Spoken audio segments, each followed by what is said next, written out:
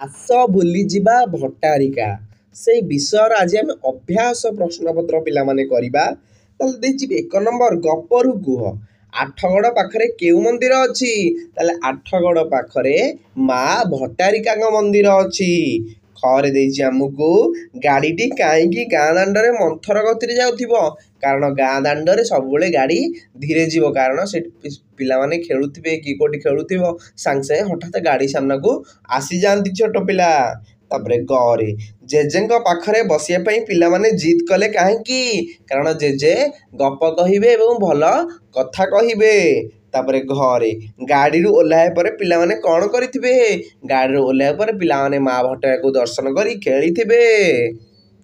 2 number ପିଲାମାନେ ପାଠଟିକୁ ପଢ଼। Ton ତନ୍ ତ ଲାଗିଥିବା ଶବ୍ଦ ଗୁଡ଼ିକ ଠିକ୍ ଉଚ୍ଚାରଣ କରି ପଢ଼ ଓ ଲେଖ। ବୁଝିହେଲା? ତାହେଲେ ଆମେ ବିଷୟଟିକୁ ପଢ଼ିବା ଏବଂ ଯେଉଁଠି ଏଇସବୁ ଶବ୍ଦ ଲାଗିଛି ତାକୁ ଆମେ ପଢ଼ିବା ଓ ଲେଖିବା। ମୁଁ ଗୋଟେ ଉଦାହରଣ ଦେଇଦେଉଛି।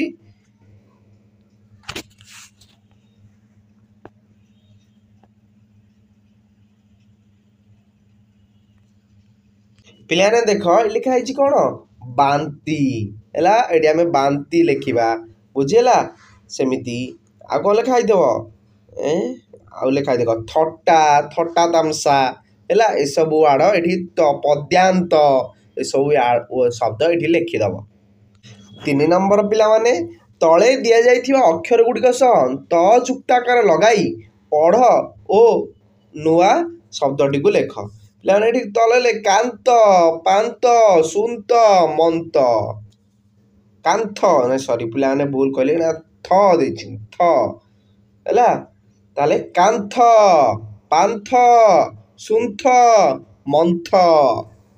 ତାପରେ 4 ନମ୍ବର ବାହାର ଅକ୍ଷର ସହିତ ନଳ ଭିତରେ ତ ଲଗା ଅକ୍ଷରକୁ ମିଶାଇ ଶବ୍ଦ ଗୁଡ଼ିକ ପଢ଼।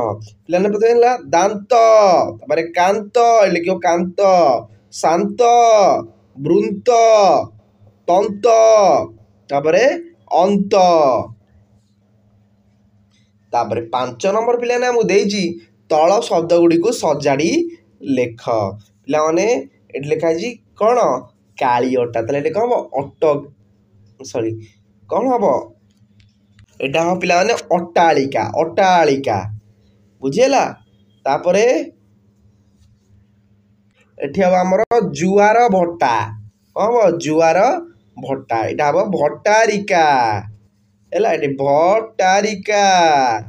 ତାପରେ ଏଇଟା ହବ ପଟ ଶିଷ୍ୟ, ପଟ ଶିଷ୍ୟ।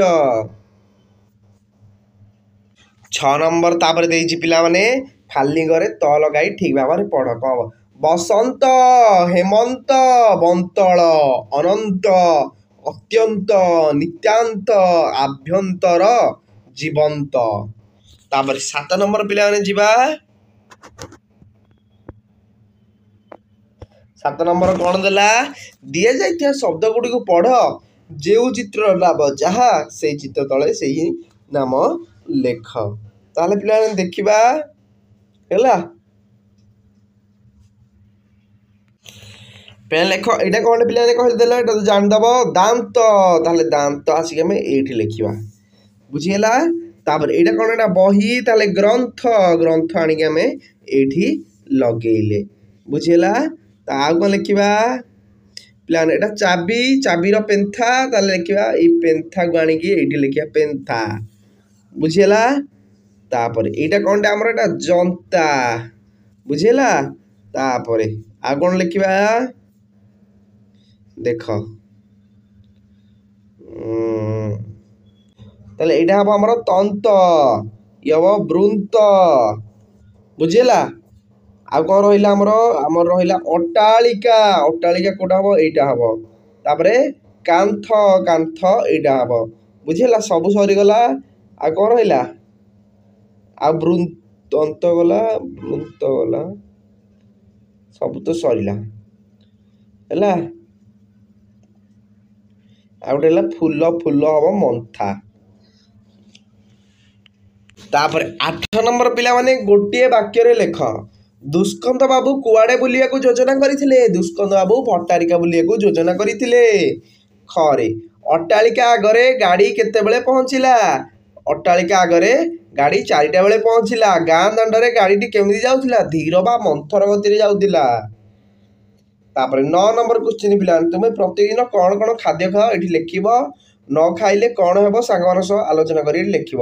ଆମର ଯେମିତି ବିଭିନ୍ନ ପ୍ରକାର ରୋଗରେ ପଡ଼ିବା, ହାଲିଆ ଲାଗିବ, ବୁଝିଗଲା, ଏସବୁ ଲେଖିବ। ତାପରେ 11 ନମ୍ବର କ୍ୱେଶ୍ଚିନ୍, ତୁମେ ଖାଉଥିବା କଞ୍ଚା ଓ ପାଚିଲା ଫଳର ନାମ କ'ଣ ଏଠି ଲେଖିବ ହେଲା। ସେଉ, କଦଳୀ ଏସବୁ ଲେଖିବ। 12 ନମ୍ବର ପିଲାମାନେ, ପ୍ରଥମ 2 ଧାଡ଼ି ପଢ଼ି ଖାଲି ସ୍ଥାନ ପୂରଣ କର। ଦେଇଛି ଗରମ ଗରମ ଭାତ, ଗରମ ଗରମ ବରା ହେଲା। ସେମିତି ଆଉ କ'ଣ ହେବ? ଗରମ ଗରମ ତରକାରୀ ହେଲା। ଆମେ ଯାହା ଗରମ ଗରମ ଖାଉଛେ ଏଠି ଲେଖିବା।